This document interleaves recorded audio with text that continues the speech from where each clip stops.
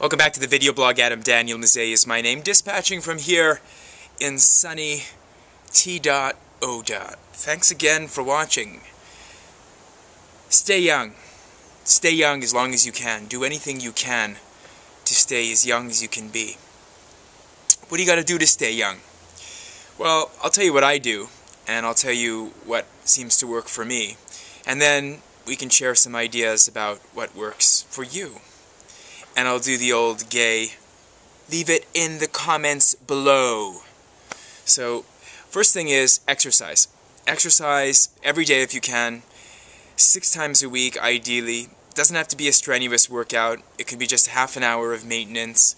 It could be something, a cardio piece. It could be using a machine. It could be a bike ride. It could be a jumping rope. I was going to say a skip rope. It could be jumping rope with a skip rope. It could be pretty, I guess, vigorous calisthenics on the floor, but you got to work out every day. You got to keep your skeleton compacted, and you got to prevent it from kind of like drooping over. Keep your joints healthy, keep your body fat low, get your heart rate, especially for guys. When you start tearing heart muscle and heart tissue, it does not regenerate. It's the only non-regenerative muscle in the male body. Males are particularly susceptible to this.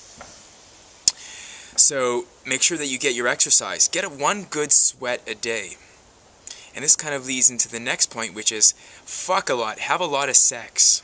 Have a ton of sex. Try to be very sexually active as much as you can. I was watching a video last night about Japanese people and how they're some of the less, let's see if I can say this properly, they're the least libidinous people in Asia. They don't have as much sex as some of their other Asian peers on the continent do.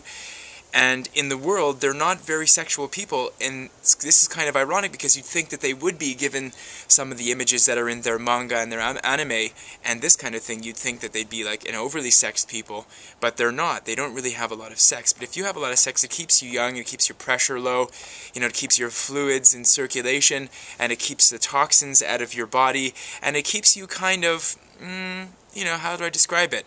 It strokes your own sense of self, and I think it's important. And I think it's important for married couples or people that are dating, and it's important for people that are single. You really, really have to get your sex life in good working order, and that has to do, of course, with the exercise bit, because if you're good and you know what you're doing in there, and if you're a guy and you can sustain your energy and you're not just like a Minuteman, and you know how to approach a woman's body, then I think that you can attack two things at once: the exercise and the sex thing. Educate this muscle up here a lot. Keep this thing spry. Keep it as actively engaged as possible. Read a lot and different kinds of things, and on different media. Read it in front of the screen, read it in a book, read it in a newspaper, listen to it, talk about it, but get that muscle upstairs working overtime.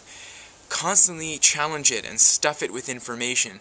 Try to test yourself, see how much you can put in there, see how much you can cram in there. I do all kinds of different mental exercises. I would say when I was a little bit younger, I used to do multitasking, so I try to, let's say, run an errand.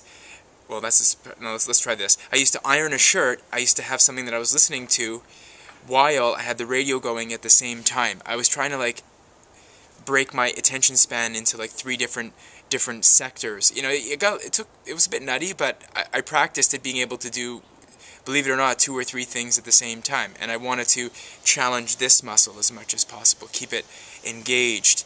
And I try to set myself high goals, things that are possibly not necessarily attainable, but I go for them anyway because it's what keeps the mind really active. Another way to stay young: have good friends that you can get into good conversations with, people that you can commiserate with, people that you can exchange ideas, maybe even debate, joust, fence with, whatever. Intellectually, of course, conversationally.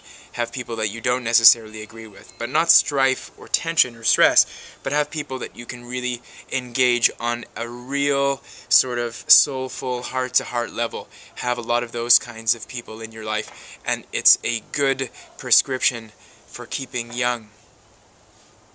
Get outside a lot. Keep active, not necessarily fit. Of course, fit is important. That's kind of the high-stress exercise, but keep active. Constantly be on the move. Be like a shark. Have forward motion. Don't stop moving. I mean, you could be sitting and not moving, if you know what I mean. But just keep on moving, moving. Get out there, which leads into the next point, which is resist laziness. Don't be lazy. Every time you catch yourself being lazy, stop it.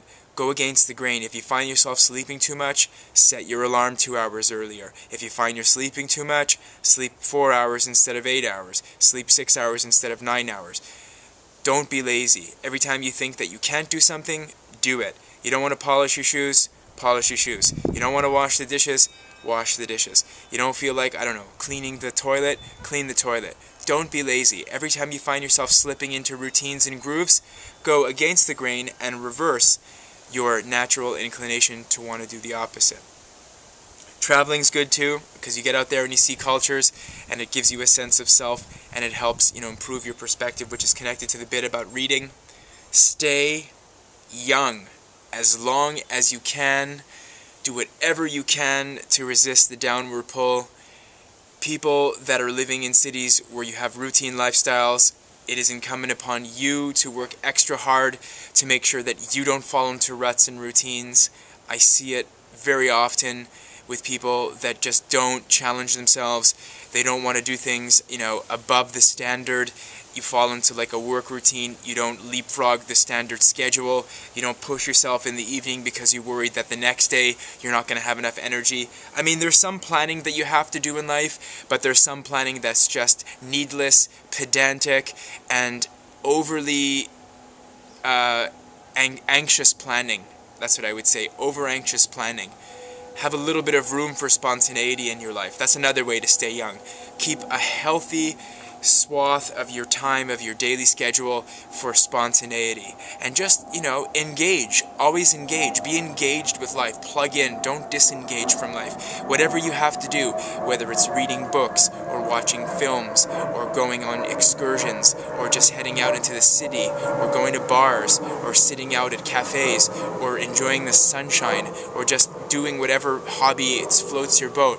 But engage. Always engage. And that's how you get your life and your body and your whole self involved in the concept of life, and that's how you achieve what I'll call eternal youth.